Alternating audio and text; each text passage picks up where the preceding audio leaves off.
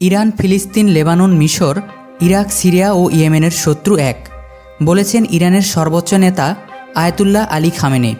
তিনি বলেছেন এই শত্রুপক্ষ মুসলিমদের মধ্যে বিভাজন ও ঘৃণার বীজ বপন করতে চায়। গত শুক্রবার ইরানের রাজধানী তেহরানের খুতবায় এসব কথা বলেন খামেনি। প্রায় 5 বছর পর এ খুতবা দিলেন খামেনি। খামেনি বলেন, আমাদের শত্রুপক্ষ মুসলিমদের মধ্যে বিভেদ ছড়িয়ে দিতে বিভাজন ও ঘৃণার বীজ বপন করার নীতি অবলম্বন করে। একই পক্ষ আবার ফিলিস্তিনি, লেবাননি, মিশরীয় ও ইরাকিদেরও শত্রু। তারা ইয়েমেনি ও সিরীয়দের শত্রু। আমাদের শত্রু একই। আজ খামেনিকে এক নজর দেখতে তেহরানের খুতবায় কয়েক হাজার মানুষ জড়ো হয়েছিলেন। মুসলিমদের কারো কারো হাতে হিজবুল্লাহর সবুজ হলুদ পতাকা ছিল, আবার কারো কারো হাতে ছিল ফিলিস্তিনের পতাকা। উইকিপিডিয়ার তথ্য মতে সৈয়দ আলী হোসাইনি খামেনি 19 এপ্রিল 1939 সালে জন্মগ্রহণ করেন। তিনি হলেন একজন ইরানি শিয়া মুসলিম ধর্মগুরু এবং 1989 সাল থেকে ইরানের দ্বিতীয় ও বর্তমান সর্বোচ্চ নেতা। 1981 থেকে 1989 সাল পর্যন্ত তিনি ইরানের রাষ্ট্রপতি ছিলেন। খামেনি মধ্যপ্রাচ্যের সবচেয়ে দীর্ঘকালীন রাষ্ট্রপ্রধান এবং মোহাম্মদ রেজা পাহলাভির পর গত শতাব্দীর দ্বিতীয় সবচেয়ে দীর্ঘমেয়াদী ক্ষমতাসীন ইরানি নেতা।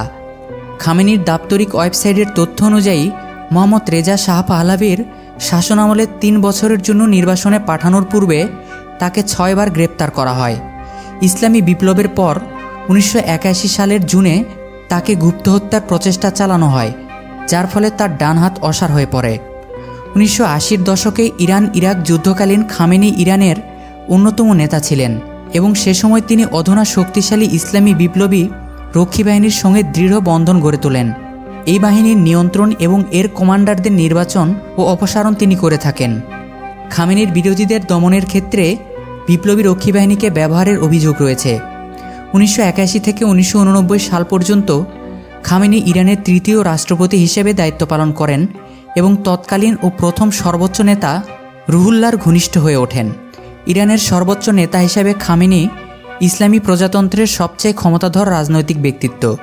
তিনি ইরানের রাষ্ট্রপ্রধান, সামরিক বাহিনীর কমান্ডার ইন চিফ, ফরমান জারিকারী এবং অর্থনীতি, পরিবেশ, পররাষ্ট্রনীতি, জাতীয় পরিকল্পনা প্রভৃতি খাতে সরকারি নীতি নির্ধারণের চূড়ান্ত সিদ্ধান্ত গ্রহীতা। ইসরায়েল ও ফিলিস্তিন ইস্যুতে অবস্থান। 2000 সালের 15 ডিসেম্বর সৈয়দ আলী হোসাইনি খামেনি বলেন, ক্ষতিকর টিউমার রাষ্ট্রকে এই অঞ্চল থেকে অপসারণ করা উচিত। এখানে ক্ষতিকর টিউমার রাষ্ট্র বলতে ইসরায়েলকে বোঝানো হয়েছে। ওই অনুষ্ঠানে তিনি একটি প্রস্তাব পেশ করেন, ফিলিস্তিনি শরণার্থীদের ফিরে আসা উচিত এবং মুসলমান, খ্রিস্টান ও ইহুদিরা ঠিক করে তাদের নিজেদের জন্য একটি সরকার প্রতিষ্ঠা করতে পারে। ব্যক্তিগত জীবনে আলী খামেনি 6 সন্তানের পিতা।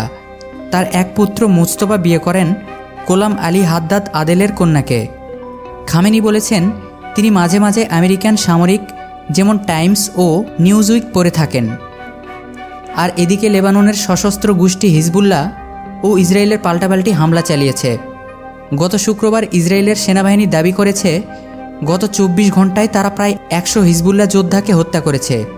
অপরদিকে ইরানপন্থী গোষ্ঠীটি দাবি করছে, তাদের সঙ্গে সংঘর্ষে গত 2 দিনে ইসরায়েলের প্রায় 20 সেনা আহত বা নিহত হয়েছে।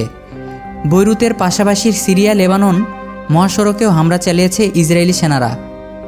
হাইফাতে 20টি রকেট ছুঁড়েছে হিজবুল্লাহ। এছাড়া লেবাননের দক্ষিণাঞ্চলীয় 37টি গ্রাম ও শহরের মানুষদের নিরাপদ স্থানে সরে যাওয়ার নির্দেশ দিয়েছে তারা। ইসরায়েলি সংবাদ মাধ্যম টাইমস অফ ইসরায়েল জানিয়েছে, লেবাননের দক্ষিণাঞ্চলের ইসরায়েলের সামরিক অভিযানে গত 24 ঘন্টায় প্রায় 100 জন হিজবুল্লাহ যোদ্ধা নিহত হয়েছে বলে দাবি করেছেন ইসরায়েলি প্রতিরক্ষা বাহিনী IDF।